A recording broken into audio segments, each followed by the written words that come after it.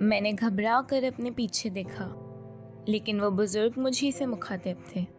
میں نے کچھ نہ سمجھتے ہوئے عبداللہ کی جانب دیکھا۔ عبداللہ نے دھیرے سے بزرگ کے کان میں کچھ کہا۔ اس نے زور سے اپنے لمبے بال جھٹکے اور مجھ پر ایک نگاہ غلط ڈالی۔ جانتا ہوں میں اس ساحر کو بھی اور اس کے سحر کو بھی۔ اس سے پوچھو کہ یہ یہاں کس پر اپنا سحر پھونکنے آیا ہے۔ یہاں اس کی دال نہیں گلے گی۔ پھر یکا یک نہ جانے اس بوڑھے کو کیا ہوا، سب ٹھاٹ پڑا رہ جاوے گا جب لات چلے گا بنجارا۔ پھر وہ بزرگ ایک دم ہی یوں مراقبے میں چلا گیا جیسے اسے ہم سب سے کوئی غرض ہی نہ رہی ہو۔ عبداللہ نے اشارے سے بھیڑ کو چھٹ جانے کا اشارہ کیا۔ سب لوگ خاموشی سے وہاں سے اٹھ کر دور ہٹ گئے۔ عبداللہ بھی میرا ہاتھ تھامتے ہوئے درختوں کی سائی کی طرف چلا آیا، جہاں زمین پر ایک چٹائی بچھی ہوئی تھی۔ دفتن عبداللہ کو احساس ہوا کہ میرا ہاتھ تپ رہا ہے۔ اس نے جلدی سے میرے ماتھے کو چھوا۔ تمہیں تو بہت تیز بخار ہے۔ عبداللہ نے جلدی سے گڑھے سے پانی کا ایک گلاس نکال کر مجھے پیش کیا۔ پانی پیتے ہی مجھے یوں لگا جیسے میری روح تک میں اس کی تاثیر اترتی چلی گئی ہو۔ میرا دل چاہا کہ میں عبداللہ سے پانی کا ایک اور گلاس مانگوں، لیکن جانے کیوں میں ایسا نہ کر سکا۔ عبداللہ نے تشویش سے میری جانب دیکھا۔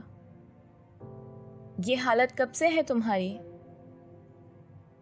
پچھلی جمعرات سے، جب میں درگاہ سے واپس گھر پہنچا تھا، تب سے اسی طرح بخار میں پھنک رہا ہوں۔ میری بات سن کر عبداللہ نہ جانے کس سوچ میں پڑ گیا۔ میں نے اسے ٹوکا۔ اچھا میری بات چھوڑو، یہ بتاؤ یہ بڑے میاں کون ہیں اور اتنے جلال میں کیوں ہیں؟ عبداللہ میری بات سن کر چونکا، اور جب اسے میرا اشارہ سمجھ میں آیا تو ایک گہری مسکان اس کے چہرے پر آ گئی۔ اوہ وہ بھائی، وہ بڑے میاں تو ہمارے بھی بڑے ہیں۔ ہم انہیں حاکم بابا کے نام سے پکارتے ہیں۔ کیا مطلب؟ کیا یہی صاحب تمہارے باس ہیں؟ باس کا لفظ سن کر عبداللہ نے بڑی مشکل سے اپنی ہنسی روکی۔ ہاں میاں، باس بھی کہہ سکتے ہو۔ مجھے اور مجھ جیسے اور بہت سوں کو حاکم بابا کے ذریعے ہی احکامات ملتے ہیں۔ کس نے کہاں جانا ہے، کہاں رکنا ہے، کس علاقے میں کس کارندے کی ضرورت ہے، کس طرح کے لوگوں میں تعلیم کس طرح بانٹنی ہے، یہ سارے معاملات حاکم بابا ہی طے کرتے ہیں۔ میں حیرت سے عبداللہ کی بات سنتا رہا۔ کارندے؟ کیا مطلب؟ کیا تمہاری طرح اور بھی بہت خدمتگار ہیں اس درگاہ میں؟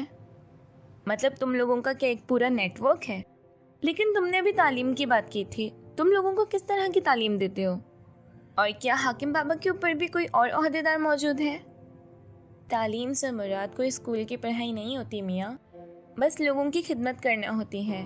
جیسے میں اس درگاہ میں آنے والے زائرین کی مدد کرتا ہوں، انہیں کسی چیز کی ضرورت ہو یا کسی قسم کی معلومات درکار ہو تو وہ میں انہیں فراہم کرتا ہوں، جبکہ حاکم بابا سے اوپر کے تمام انتظامات سلطان بابا سنبھالتے ہیں۔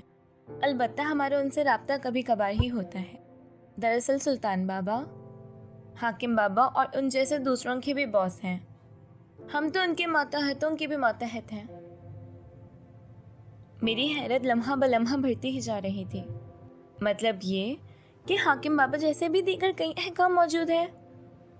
پھر تو سلطان بابا واقعی ہی کوئی ہستی ہوں گے، کیونکہ میری تو آدھی جان حاکم بابا کا جال و جلال دیکھ کر ہی نکل گئی تھی۔ جانے سلطان بابا کے روب اور جلال کا کیا ہی عالم ہوگا۔ گویا ان لوگوں کی پوری ایک انتظامیہ تھی، جیسے اسسٹنٹ کمشنر کے اوپر ڈپٹی کمشنر اور ڈپٹی کمشنر کے اوپر کمشنر تعینات ہوتا ہے، اسی طرح عبداللہ کے اوپر کی چین آف کمانڈ بھی پوری طرح متحرک تھی۔ لیکن اس نفسا نفسی کے دور میں بھی جب بھائی اپنے ہی بھائی کا گلا کاٹنے پر تلا ہوا ہے، ایسے بے غرض اور بے لوث لوگ بھی موجود ہیں جو صرف دوسروں کی تکلیف اور درد کو دور کرنے کے لیے اپنا چین اور آرام تیاگ دیتے ہوں گے۔ مجھے اس بات پر اب بھی پوری طرح یقین نہیں آیا تھا۔ اور پھر ان لوگوں کے اپنے اخراجات بھی تو ہوتے ہوں گے۔ یہ سارا خرچہ کون اٹھاتا ہوگا بھلا؟ کیا سلطان بابا سے اوپر بھی کوئی عہدیدار موجود ہوگا؟ جیسے کمشنر کے اوپر صوبے کا چیف سیکریٹری ہوتا ہے۔ میرے ذہن میں نہ جانے ایسے کتنے سوالات کل بلا رہے تھے، لیکن ایک دم ہی گہرا سایہ سا چھا گیا۔ یوں لگا جیسے گرم تپتی دوپہر میں ठंडे पानी से भरी कोई बदली सूरज के ऐन सामने आकर रुक गई हो। वो महाजबीन अपने कोमल कदम दरगाह के सहन में धर चुकी थी और हस्बे मामूल उसकी माँ और खादमा भी साथ ही आए थे। जाने मौसम की तमाम शिद्दत और धूप की सारी हिद्दत एक ही पल में कहाँ गायब हो गई। मुझे यूं लगा कि दूर समंदर की तरफ से चलने वाली परवाइन ने सारी दरगाह के गिर्द अपना घेरा बांध दिया हो। किसी एक शख्सियत की मौजूदगी हमारे इर्द गिर्द के मौसम पर इस कदर शिद्दत और तेजी से कैसे असरअंदाज हो सकती है। मुझे आज तक इस सवाल का जवाब नहीं मिल सका। क्या बाहर के सभी मौसम झूठे होते हैं और उनका ताल्लुक सिर्फ हमारे अंदर के मौसम ही से होता है?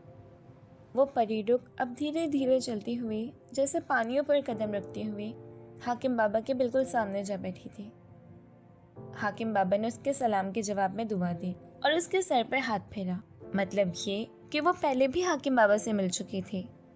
हाकिम बाबा ने ज़ोहरा की माँ से कुछ पूछा और करीब खड़े खादिम के हाथ से पानी का गिलास लेकर उस पर कुछ पढ़ा और फूंककर ज़ोहरा को पीने के लिए दे दिया। मैं उस महाविश को देखने में इस कदर महू था कि मुझे अब्दुल्ला के उठकर चले जाने का एहसास तक नहीं हुआ। लेकिन मैंने आज ये तय किया हुआ था कि किसी न किसी बहाने ज़ोहरा से हम कलाम होने की कोशिश ज़रूर करूँगा। उसे ये पूछने की जुर्रात ज़रूर करूँगा कि आखिर वो कौन सी मन्नत है जो उसे यहाँ इस वीराने में इतनी दूर तक खींच लाई है। वो तो खुद किसी मन्नत की तरह है जिसकी कबूलियत के लिए एक आलिम ताउम्र सजदे में पड़ा रह जाए। रूप की ऐसी दौलत दुनिया में कुछ कम ही खुश नसीबों को हासिल होती है। वो तो खुद एक दुआ थी, फिर वो अपना वक्त दुआओं में क्यों ज़ाया कर रही थी? मैं जाने कितनी देर उसकी तरफ देखते हुए गुमसुम सा बैठा रहा। होश उस वक्त आया जब वो तीनों वापसी के लिए उठ खड़ी हुई। मैं जल्दी से पानी का भरा गिलास लेकर दरगाह के दाखिली दरवाजे के करीब भीड़ से ज़रा हटकर खड़ा हो गया और जब वो तीनों मेरे करीब से गुजरने लगी तो मैंने जल्दी से पानी का गिलास ज़ोहरा के सामने कर दिया। वो ठिठक कर रुक गई। उसके पीछे आती उसकी माँ और खादमा को भी रुकना पड़ा। मेरे हाथ में पानी का गिलास था, लेकिन खुद मेरे हलक में शदीद प्यास के मारे कांटों का एक जंगल सा उगाया था। ज़ोहरा ने सवालिया नज़रों से मेरी जानिब देखा। मुझसे कुछ नहीं बोला गया। फिर शायद उसकी माँ ने मुझे पहचान लिया कि मैं वही हूँ जिसने पिछली मर्तबा भी ज़ोहरा के लिए पानी पेश किया था। वो हल्के से मुस्कुरा दी और ज़ोहरा के कंधे पर हाथ रखकर बोली, ले लो बेटा, पानी का इनकार नहीं करते। ज़ोहरा ने चुपचाप मेरे हाथों से गिलास लेकर अपने नाजुक लबों से लगा लिया और चंद घूंट पीकर वापस मेरी जानिब बढ़ा दिया। मैं उसे इस महवियत से देख रहा था कि मुझे एहसास ही नहीं हुआ कि वो हाथ में गिलास लिए खड़ी है। मजबूरन उसे हल्का सा खुंकारना पड़ा और मैं चौंक सा गया। मैंने जल्दी से शर्मिंदगी के आलम में गिलास वापस ले लिया और नादिम लहजे में कहा, माफ़ कीजिएगा, मेरा ध्यान किसी और जानिब था। उसने मेरी बात का कोई जवाब नहीं दिया और चादर दुरुस्त करते हुए आगे बढ़ गई। ज़ोहरा की माँ ने गुजरते वक्त मेरे सर पर हाथ रखा और दुआ दी, जीते रहो बेटा, किसी अच्छे घर आने के लगते हो, खुदा तुम्हारी आरज़ू पूरी करे। पता नहीं अचानक ही मेरे मुंह से कैसे निकल गया, क्या यहाँ आकर मांगने से खुदा हर आरज़ू पूरी कर देता है? खातून ने लंबी सी सांस ली और धीरे से कहा, हाँ बेटा, जिसका नसीब हो उसे मिलते ज़्यादा देर नहीं लगती, पर हमारी आजमाइश शायद कुछ तवील है। सदा खुश रहो। वो मुझे दुआ देकर आगे बढ़ गई।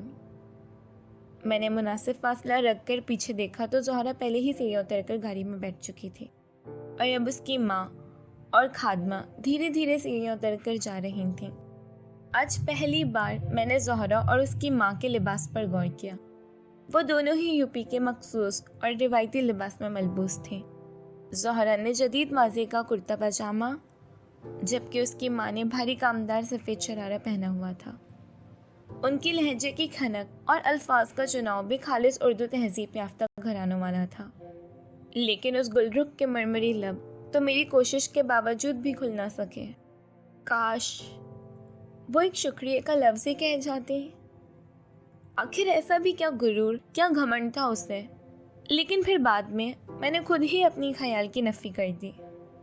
नहीं, शुक्रिया जैसे अल्फाज में तो वो लोग पढ़ते हैं जिनका ताल्लुक़ इस दुनिया से होता है। और उस महरुख की तो हालत साफ चुगली खा रही थी कि वो किसी और परिस्तान की शहजादी है। उसे अपना होश ही कहाँ था कि वो ऐसे ज़ाहिरी अदाब का ख्याल रख पाती। ज़ोहरा की गाड़ी स्टार्ट होने की आवाज़ के साथ ही मेरे दिल में एक अजीब सी ख्वाहिश उभरी और मैं हाथ में पकड़ा ग्लास साथ खड़े ज़ायरीन के हाथ में पकड़ा कर नीचे की जानिब लपका। फिर एक साथ 3-3 सीढ़ियाँ फलांगता हुआ गाड़ी तक पहुंचा और गाड़ी को दूर रेत उड़ाती शहर की तरफ जाती ज़ोहरा की गाड़ी के पीछे डाल दिया। जाने ये ज़ोहरा का घर देखने की ख्वाहिश थी या फिर एक मर्तबा उसका रूप अपनी आंखों में भर लेने की। लेकिन मैं लगातार उनकी गाड़ी का पीछा करता रहा, हत्ता कि शहर का वो बेशकीमती मज़ाफ़ाती हिस्सा शुरू हो गया जहाँ पुरानी वज़े लेकिन इंतहाई मतमूल तबके की हवेलियाँ मौजूद थीं।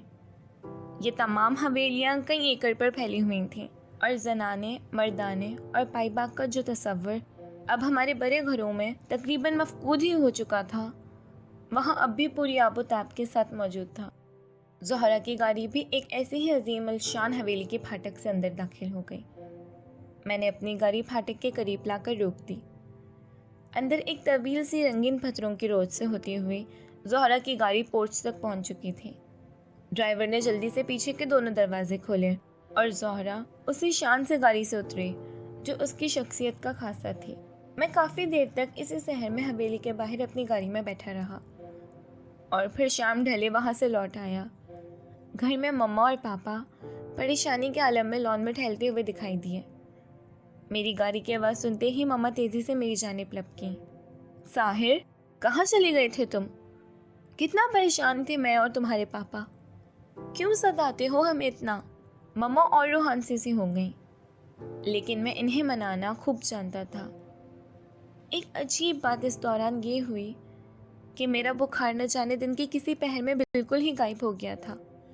मैंने मम्मा का हाथ अपने माथे पर रखकर उन्हें यकीन दिलाया कि अब मैं बिल्कुल ठीक हूँ। खुदा खुदा करके मम्मा की नाराज़गी कम हुई और हम तीनों ने बहुत अरसे के बाद इकट्ठे बैठकर डिनर किया। मम्मा की तसल्ली तो हो गई थी, लेकिन पापा की निगाहों में अब भी बहुत से सवाल मचल रहे थे। आखिर डिनर के बाद जब हम सब लॉन में बैठे थे तो मम्मा ने पापा से खास उनके हाथ की बनी हुई कॉफ़ी की फरमाइश की और वो उठकर कॉफ़ी बनाने चली गई। तो पापा को मौका मिल गया। उन्होंने मम्मा के अंदर जाते ही जल्दी से कहा, हाँ भाई जवान, कोई सिगरेट वगैरह है तो निकालो। अभी तुम्हारी मम्मा वापस आ जाएंगी तो उनके सामने धुआं निकलना उगलना मुश्किल हो जाएगा। मेरा और पापा का एक ही ब्रांड था। मैंने इन्हें जेब से सिगरेट निकाल कर पेश की। ऐसे मौक़ों पर हम बाप बेटे नहीं बल्कि सिर्फ बहुत अच्छे दोस्तों की तरह ही बर्ताव करते थे। लेकिन आज मेरा सिगरेट पीने को जी नहीं चाह रहा था। पापा ने सिगरेट सुलगाकर होठों से लगाई और मेरी जानिब गौर से देखा। तुम नहीं पियोगे आज? नहीं पापा, जी नहीं चाह रहा। मैं कुछ दिनों से देख रहा हूँ कि तुम हर चीज़ से कुछ उकताए उकताए से रहने लगे हो। कोई खास वजह? और फिर ये बुखार? मुझसे शेयर नहीं करोगे? मैंने एक लंबी सी सांस ली और मम्मा के आने से पहले मुख्तसरन ज़ोहरा और उस दरगाह के बारे में हर बात बता दी। मम्मा कॉफ़ी लेकर आईं तो हमारी गुफ्तगू में कुछ देर का वक्फा आया। कॉफ़ी पीने के बाद मम्मा को यूएसए से एक ज़रूरी फ़ोन कॉल आ गई थी और मुझे और पापा को फिर से खुलकर बात करने का मौका मिल गया। कहीं तुम्हें इस लड़की से मोहब्बत तो नहीं हो गई? मोहब्बत? नो वे पापा, उसने आज तक कभी मुझे नज़र उठाकर भी नहीं देखा। हमारे दरमियान कभी गुफ्तगू तो क्या, एक आध नज़र का तबादला भी नहीं हुआ। फिर मुझे उससे मोहब्बत? नहीं यार, मुझे उससे मोहब्बत कैसे हो सकती है? मोहब्बत का ताल्लुक़ लफ्ज़ों और गुफ्तगू से भला कब होता है? मैं तो उसे नज़र से नज़र का रिश्ता समझता हूँ। हाँ अलबत्ता, तुम्हारे केस में नज़र के इस टकराव की भी कमी है। बहरहाल एक बात याद रखना, मोहब्बत में मुब्तला होने के लिए किसी खास और लगे बंधे उसूल की कभी ज़रूरत नहीं होती। ये किसी भी लम्हे बहती हवा की तरह آپ کے خون کی کھلیوں میں شامل ہو کر نسوں میں بہنا شروع کر سکتی ہے۔ ہو سکتا ہے کہ اس لمحے تم اس جذبے کو پوری طرح سمجھنے سے قاصر رہے ہو، لیکن جب کبھی تمہیں محسوس ہوا کہ یہ محبت ہی ہے تو ہمیں اطلاع کر دینا۔ ہم اگلے ہی دن تمہارا رشتہ لے کر اس لڑکی کے در پر سوالی بنے کھڑے ہوں گے۔ Just take your time. پاپا میرا گلا تھپ تھپا کر وہاں سے اٹھ گئے، لیکن مجھے ایک نئے عذاب میں ڈال گئے۔ وقت ہی تو نہیں تھا میرے پاس۔ نہ جانے کیوں ہر گزرتے لمحے کے ساتھ مجھے ایسا محسوس ہو رہا تھا جیسے وقت میرے ہاتھوں سے ریت کی طرح پھسل رہا ہو، جیسے کوئی انہونی ہونے والی ہو۔ مجھ سے یونیورسٹی اور سب دوست تقریباً چھوٹ ہی چکے تھے۔ یہ انہی کی ہمت تھی کہ کسی نہ کسی طرح مجھے کہیں سے ڈھونڈ لیتے تھے، ورنہ میرے صبح و شام کہاں بسر ہو رہے تھے اس کی خبر خود مجھے بھی نہیں تھی۔ جب کبھی ہوش آتا تو خود کو زہرا کے گھر کے باہر یا پھر درگاہ کے صحن میں بیٹھا ہوا پاتا۔ ایک ایسے ہی گرم دوپہر جب میں درگاہ کے صحن میں پہلا قدم ہی رکھ پایا تھا کہ حاکم بابا کی کڑکتی ہوئی آواز نے میرے قدم وہیں جما دیے۔ جا، نکل جا یہاں سے۔ اپنے نفس کے پیچھے بھاگنے والوں کے لیے اس آستانے پر کوئی جگہ نہیں ہے۔ میں نے گھبرا کر نظریں اٹھائیں تو حاکم بابا کو عین اپنے سامنے کھڑے پایا۔ وہ پھر زور سے چلائے، آخر کب تک لڑے گا؟ میں کہتا ہوں ہتھیار ڈال دے۔ آخر کب تک لڑے گا؟ میں کہتا ہوں ہتھیار ڈال دے۔ اتنے میں ان کے پیچھے سے ایک ملائم سی آواز ابھری، حاکم، بچے کو تنگ مت کر، اسے اندر آنے دے۔ حاکم بابا سامنے سے ہٹے تو ان کے پیچھے ایک عجیب نورانی چہرے والے سرخ و سفید رنگت والے بزرگ کھڑے نظر آئے۔ آؤ بچے، اندر آ جاؤ، میرا نام سلطان ہے۔ یہ سب مجھے سلطان بابا کے نام سے پکارتے ہیں۔ جانے سلطان بابا کی آنکھوں میں ایسی کیا بات تھی، ان سے نظر ملتے ہی مجھے زور کا چکر آیا اور دوسرے ہی لمحے میں ہوش کی وادیوں سے دور چکرا کر زمین پر گر چکا تھا۔ آخری آواز جو میرے کانوں میں ابھری وہ کسی زائر کی تھی، ارے کوئی اسے پکڑو، لڑکا بے ہوش ہو گیا ہے۔